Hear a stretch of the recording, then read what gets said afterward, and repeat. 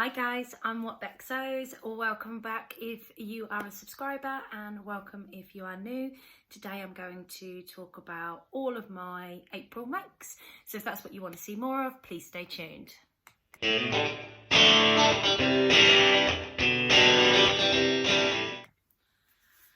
So I started looking through all the stuff that I got up to in April. I got quite a bit of sewing done in April. So I'm going to try and reel through these as quickly as I can for you. I've not got the garments in front of me to show you, but I will pop some pictures in for you to see. And to kick off April, what I decided to do was try the Hazel dress by Rosary Apparel. Now, I've been looking at this dress for a very long time. I've been really keen to make it, but it would have been my first time inserting a zip, so I thought the best thing to do would be to try making a toile version. And what I did was use some of the So Hayley Jane fabric that I got, the beautiful leopard print, beautiful lilac spotty print viscose fabric that we got in, I think it was February's box for Valentine's Day. So I pulled that together and cut out my pattern pieces, and very quickly realised that Rosary Apparel does their patterns in two size ranges, and I'd ordered the 0 to 14. I don't know why I'd done that, I really don't. So what I then had to do was add an inch onto either side of the pattern pieces to make it that one bit bigger. Now I still think it fits a little bit too snug, and I'll pop a picture in so you can actually see me wearing it. It's a beautiful dress. It's definitely my cup of tea in regards to the shape and the style of it. Now the fabric, I wouldn't have necessarily picked that fabric to make a final version with it, but it's definitely wearable, and I've been wearing it around the house. The zip went in lovely at the back and I managed to do all of that fine, but I still think it's slightly snug. And one of the things I really didn't like about this pattern, and I think I'd end up changing because I will make this again, and make a wearable one now I know what I'm doing, and just make it slightly bigger so it's not so snug, is the interfacing across here.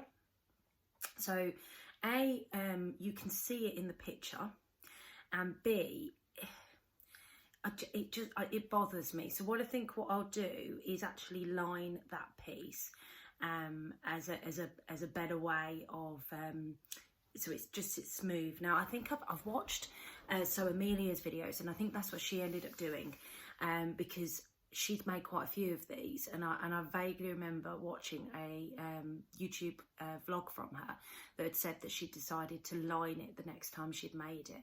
But I do love the gathering into the waist. I think that's absolutely gorgeous, and I could probably get away with, I might not even need to let it out an inch. I think if I let these darts down here out slightly, then it wouldn't fit so snug, because up here it fits perfect. It's just around the waist bit, and I think because I am menopausal, my belly has changed shape so much, and I've got more of a belly than I ever did on my waist area. I'm definitely fuller around that area, so I think that might actually help. So that was the first thing I got made up in April. The second thing I got made up in April was and these are in no particular order, was the Zadie jumpsuit.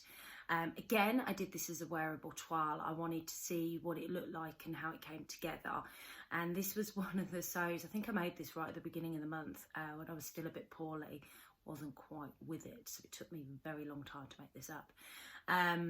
But I chose this beautiful linen fabric that I got from my local fabric emporium.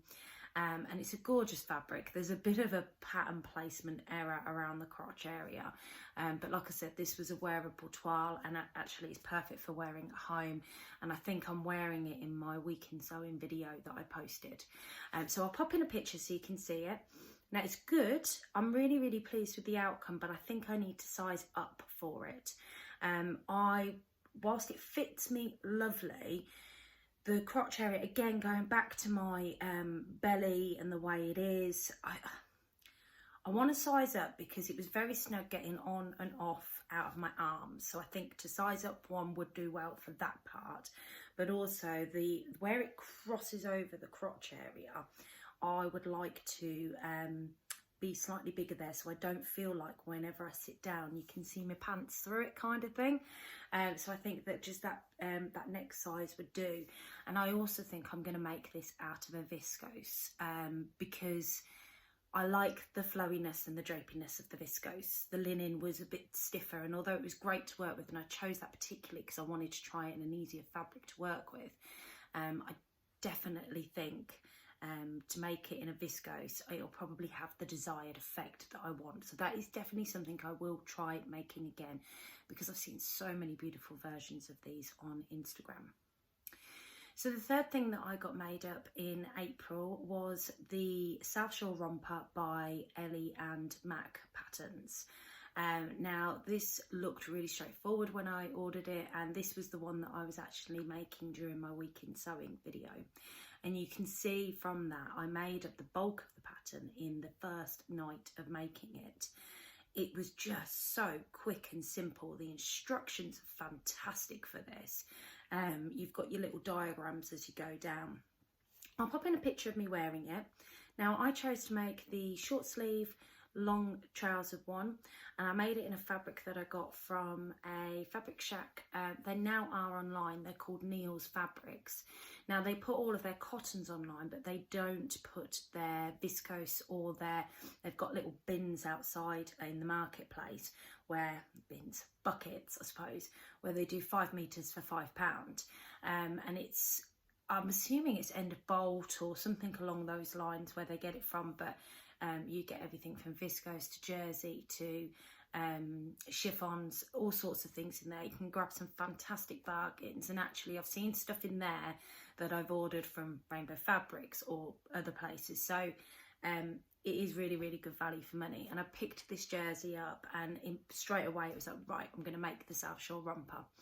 Came together really well. The only thing I found on the waist area, and I think this might have actually been the fabric, because whilst it was a stretch fabric, it wasn't, it was great for the tester sample that you get to test the stretch on, but it just felt like it stretched out round the middle. And I think what I'd also do is sew in the ties, the sash that goes round the front, just because when I wore it this week to work, I found that it was a little bit loose, or it kept sliding down and it was driving me round the bend. So I think from that point of view, I'd probably do that. But I made this in an extra large, which was actually accidental, because I was going to cut out, according to the measurements, the XXL, and the two pictures of the lines that you need to cut on, I got confused and ended up cutting out the extra large rather than the XXL. But actually it fits me really well as a result. So theoretically I sized down to my measurements for this.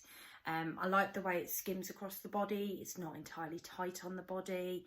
I've made a few Ellie and Mac patterns now, and I've always found they come together really well, and the instructions are really detailed. So I do recommend this pattern. I thought it was lovely. It really was.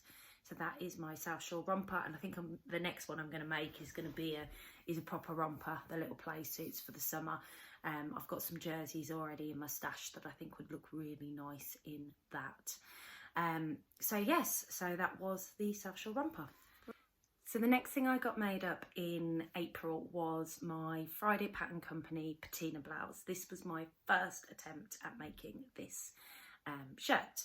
I've seen lots of versions on Instagram, and I've been eyeing it up for a while, but I needed to wait for my new machine so I could use the buttonholes again, because my old machine wasn't that fantastic at doing them.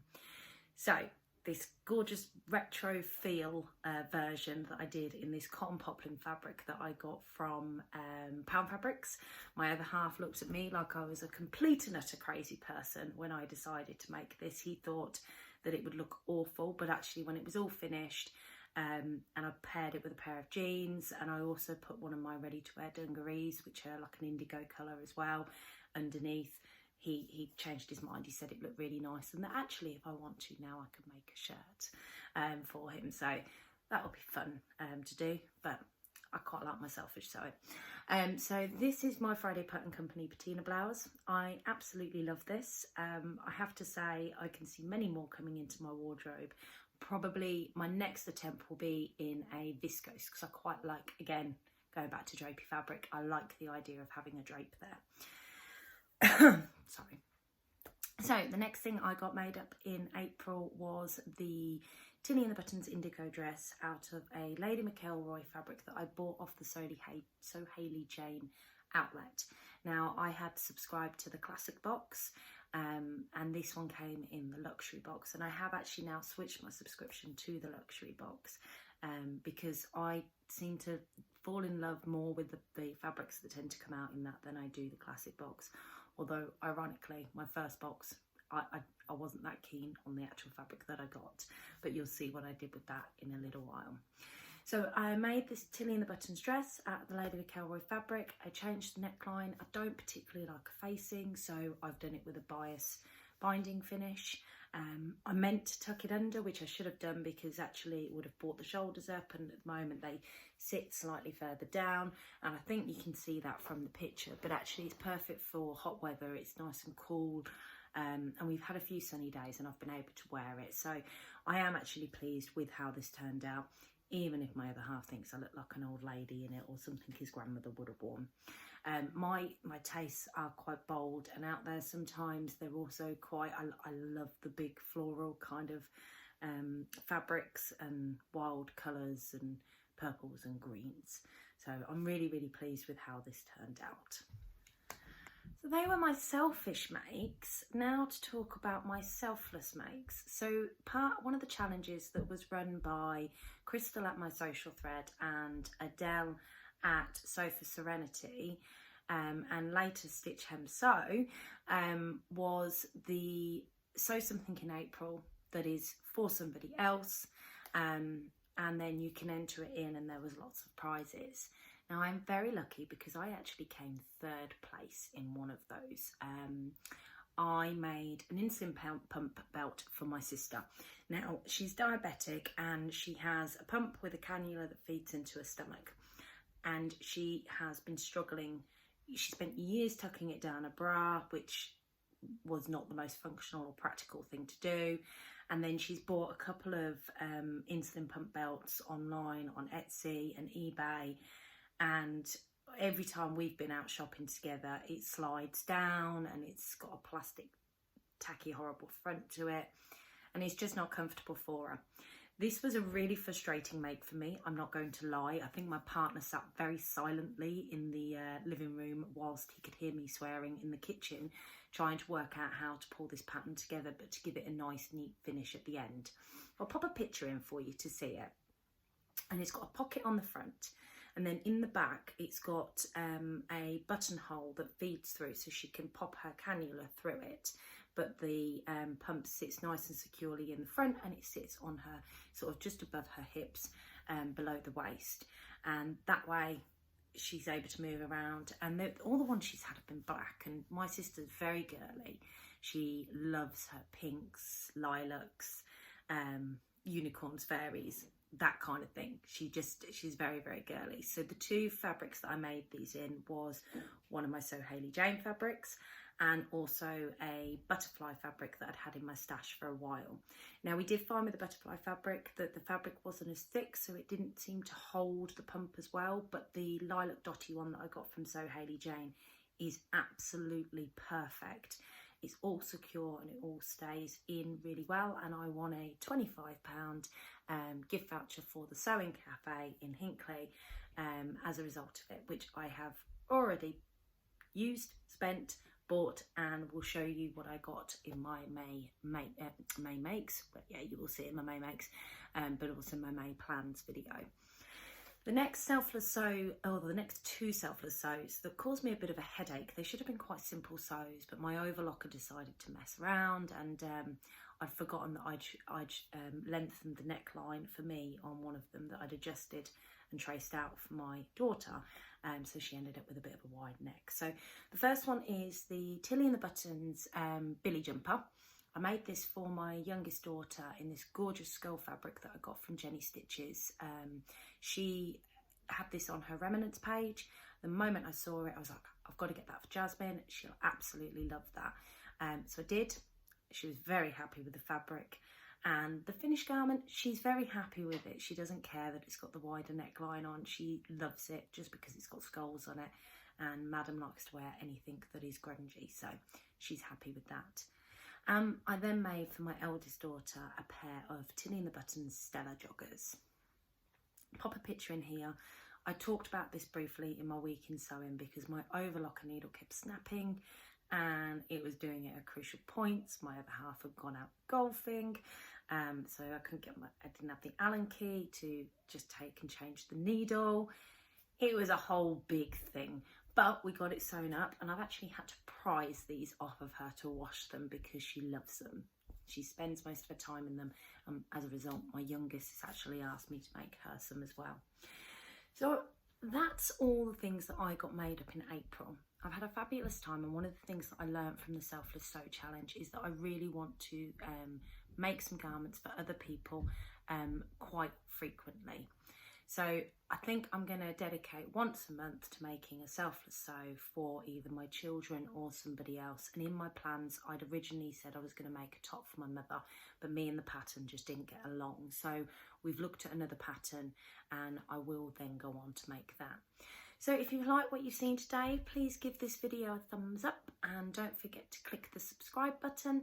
And I will be back shortly with my May plans video, where I'm going to be talking about trying to get things made up for my holiday, because I am taking part in Me Made May. And if you haven't already seen it, I've got a vlog which I'll pop in the description box below to link to for my Me May Made pledge. So you understand how I'm doing that, and if you get the opportunity, you can pop over to Instagram and follow me at What Beck Sews, and you'll see what I'm doing on a regular basis. So thank you very much for watching me. It's been wonderful sharing my sewing with you once again, and I will speak to you all soon.